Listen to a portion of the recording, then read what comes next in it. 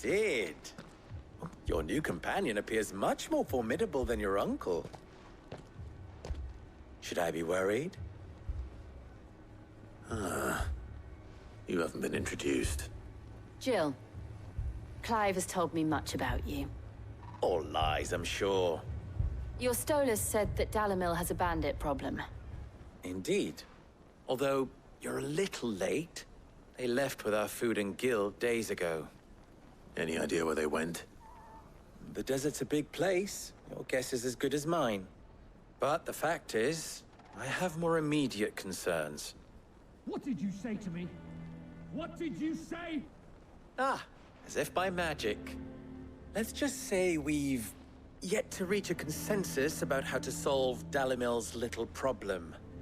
And at this rate, it won't be the actions of the bandits which prove to be our undoing. It will be our own. Now, I've tried reasoning with the dissenting parties, but even the Desert Hare has limits. Perhaps we could talk to them. What makes you think they'll listen to us? What makes you think they won't? She makes a fair point, Sid. And you won't have wasted much of your precious time if you fail. They're just across the courtyard.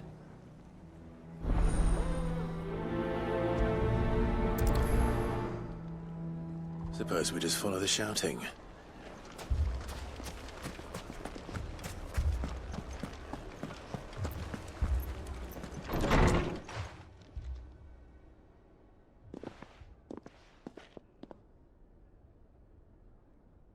You wouldn't talk like that if it had been your men whose throats were slit.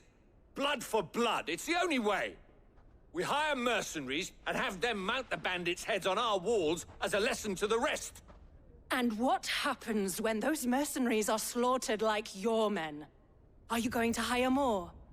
We're better off using that coin to buy food and supplies. If we hire mercenaries, the only thing we're buying is the bandit's ire. And you cannot fill empty bellies with that. Do you hear me? But what happens when they come back? Maybe it'll be your throat that's slit. That's enough. Both of you. Any more of this and I'll throw you out myself. Come back when you're ready to talk like adults.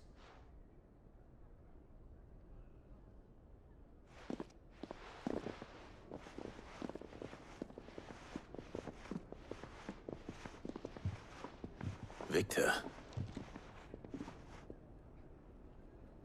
What's he doing here?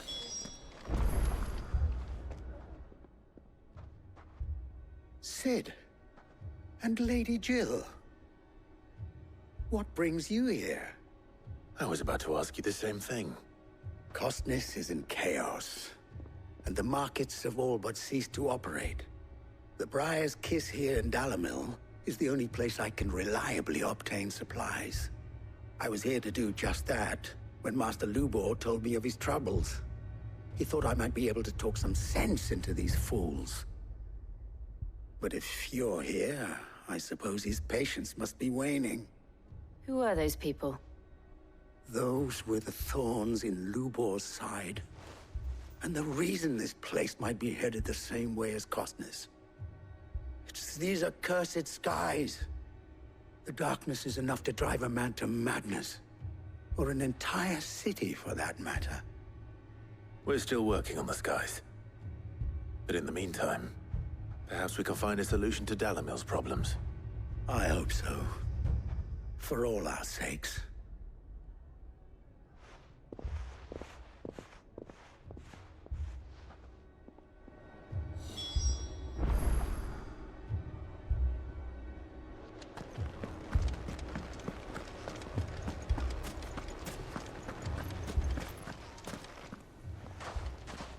So, you see my predicament?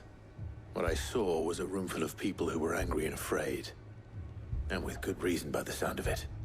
But if left to smolder, that anger and fear could set the entire town alight. My thoughts exactly. What to do? Both sides wish to protect their homes and livelihoods, if only they could agree on how. But as long as they are divided, we are vulnerable. And if there's one thing bandits like, it's an easy target. What would Sid the Outlaw suggest? Well, if it were my namesake, he'd let them choose for themselves, and be on hand to pick up the pieces when it all went wrong. That sounds like a recipe for disaster. A recipe for disaster is precisely what it is. But perhaps that realization would be enough to make them question the ingredients. While it's plain neither Konrad nor Natalie will countenance the other's proposal, it may still be possible to make them doubt their own, before presenting them with a third option. And that would be? To pool our resources and save the city ourselves. Why fight each other? When all that fear and anger can be directed at the bandits. It appears we have a plan of action. Victor, pay Konrad a visit. See if you can't convince him of his folly. I'll speak with Natalie. As you wish. Your faces are not well known in this town. That may prove useful. Don't worry, Victor and I will do most of the talking. You need only play along. Play along. What he means to say is yes.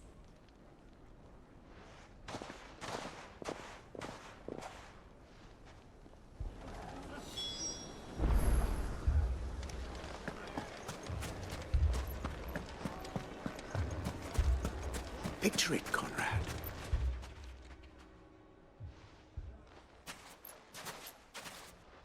Ah, here she is. The Lady of the Spear herself. Konrad, may I introduce you to Jane, commander of the Red Wings, the oldest mercenary guild in the Free Cities. A pleasure, my lady. The pleasure is all mine. As I told you, I summoned the commander here from Canver to inquire about a contract. Victor says you told him no. That there aren't any men left to hire. Is that true? True as the crystals cracked. Nobles came and claimed every last one worth his salt. And not just from us Red Wings. You know of the 7 high houses. There must be 2 swords assigned each one. Granted, we have a few boys left. If it's boys you're looking for. Well, Konrad, are you saying that Dalamel's finest cannot defend this town better than a gaggle of unblooded striplings? That a band of beardless youths could better avenge the deaths of your brave men than you yourselves? Absolutely not. We'll show those bastards who they're dealing with.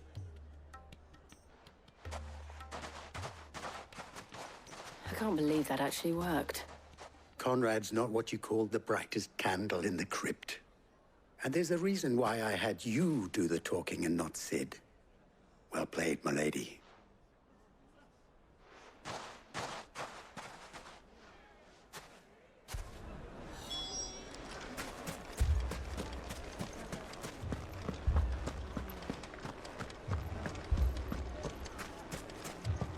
A shop? If I had my pickaxe, I would... I mean, it may still be possible to buy something, and we may... Ah, here he is now. Natalie, allow me to introduce Lord Underhill of Randalar's prestigious League of Merchants. Lord Underhill. At your service. Underhill. I was just telling the good lady of our conversation, my lord, and how you were lamenting the state of the capital's stores. Lubor says that not only are the granaries almost empty, but that war and the Blight mean this season's harvest won't be enough to fill them for winter. Indeed, certainly that is the case. The nobles in the capital are buying up the city's stocks of barley and wine, driving the prices higher than most commoners can afford. It is only a matter of time before the peasants revolt. It is worse than I thought. If what Lord Underhill says is true, I fear we have little hope of supplementing our stores meager though they regrettably are. And while I applaud your endeavors to dissuade our more bellicose citizens from seeking vengeance, I sense Konrad is not wrong in his assessment of the bandits' likely return. Which means that now, more than ever, we will need to secure what little we still have. Food, weapons, herbs, everything. If our humble town is to endure not only this hardship, but those that are certain to follow, we must stand united. All right. If it will help to protect my home, I'll do it. But you needn't have gone through this charade.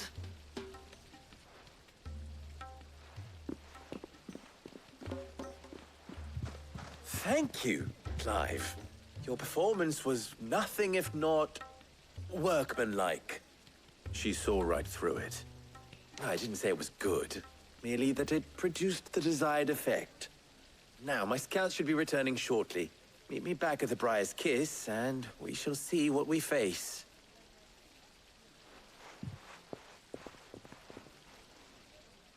I'm not convinced our roles in this ruse were entirely necessary. I don't know. Konrad seemed quite taken with you. Mummy, I'm scared. Oh, I'm ruined.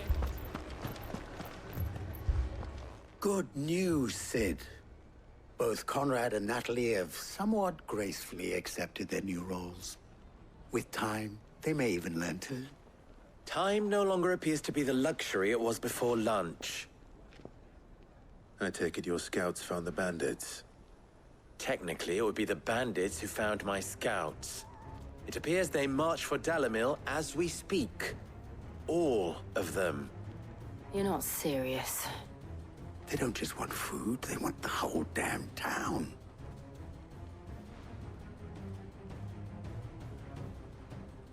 I have a favor to ask. I'm told the bandits march in two groups, one from the south and one from the desert, in a move doubtless intended to stretch our already gossamer-thin defenses. Very well. Jill and I will meet those from the desert. But what of the rest?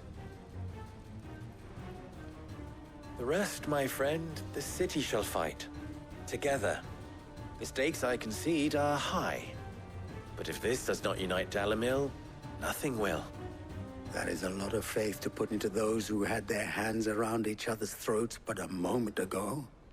Then it will be for us to see that their hands are kept occupied. And I do mean us. I thought you might say that. We'll hold them off for as long as we can. And we will do the same.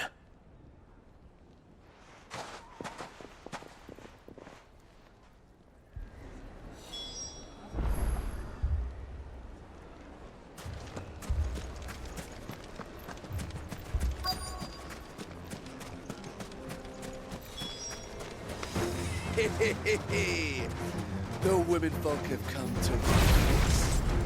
I'll take that one. It's all yours.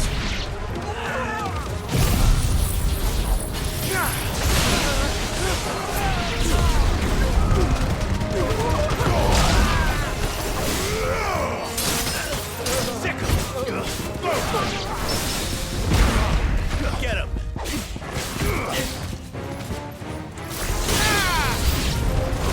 They mean to overwhelm us.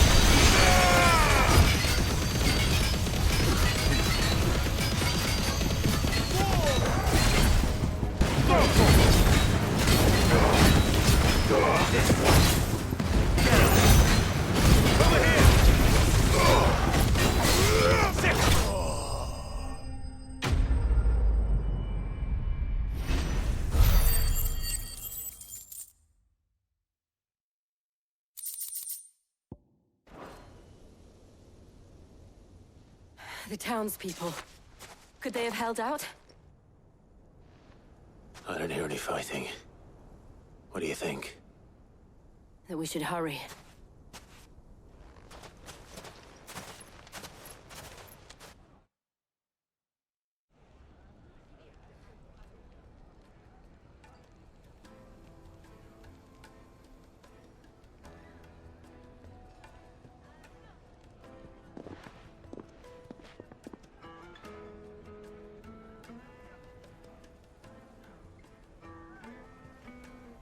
Natalie, I owe you an apology.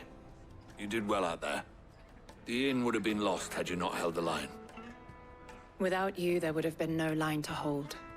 You saved us, Konrad. You saved Dalimil. We all saved Dalimil.